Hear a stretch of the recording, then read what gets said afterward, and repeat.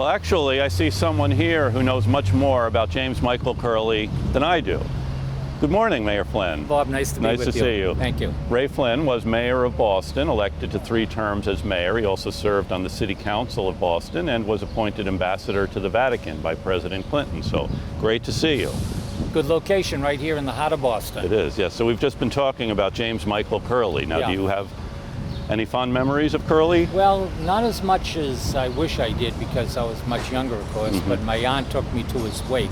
But I was a great student of Jim Curley, like a lot of Irish Catholic politicians were in Boston. And I think, Boston got this image, this reputation of being the city of immigrants, also the city of neighborhoods. But the city of immigrants is something that we take great pride of in Boston, because of the fact that it was a welcoming community for people of all religious, ethnic, racial backgrounds coming to Boston, often looking for hope and opportunity, like the Irish and the Polish and the blacks and the Latinos now, particularly Italians. And they came to this great city, and they really made their mark. And Curley was kind of the inspiration for all of that. Because he came up the hard way, his family did, like many of us, worked hard, got an education which was critical, and took our rightful place in the continued progress of the city of Boston. So Curley is kind of the figure that we look to, regardless of our ethnicity, about politics in Boston. As you know, Bob, Boston is a very political city. Yes. It always has been. Hopefully it always will be. Hopefully.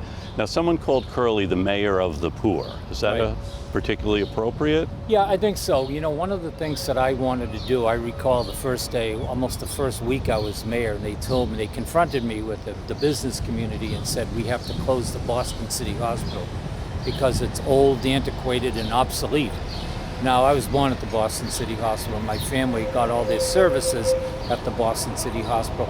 Most of the indigent, poor, needy people, immigrants in Boston, got their services at the Boston City Hospital. And the last thing I was going to do as its new mayor was going to close the Boston City Hospital, the hospital that James Michael Curley built for the poor and for the needy. And so I built a brand new Boston City Hospital in Boston. And that was kind of very important symbol, because it wasn't the end of the poor, it was the continuation of Curley's policies of helping the poor in our city. Yes. Now, you became mayor at a particularly polarizing time in Boston. We had just come through the busing crisis, there was great racial tension. So what happened? Why doesn't Boston explode? Well, at that time, Boston was really experiencing extraordinary problems with the political and racial division.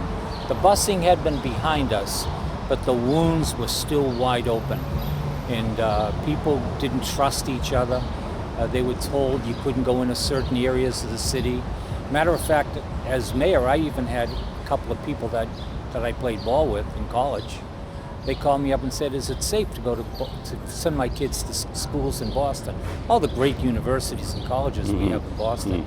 And they're asking me whether or not it's safe in Boston for a minority child. And of course, I knew immediately, being on the city council and the state representative, that the number one priority, the number one issue in Boston at that time was healing the racial wounds that were left because of the busing. Nothing else worked if the racial wounds didn't come together. I mean, you could build all the skyscrapers in the world, you could put all these luxury condominiums down the waterfront, you could have all these high-priced law firms and whatever, but if you didn't have, people didn't feel comfortable walking the streets, going to school, working, visiting the city, then nothing else worked. So that's what I concentrated most of my attention in the early part of my administration, made sure that the administration reflected the diversity of Boston in high positions, to accountability to finances and academia, police, fire, all these different areas, that the minority community finally felt that they were really part of this mosaic called Boston. Thank you very much. Okay, Great to see you. Good to be with you.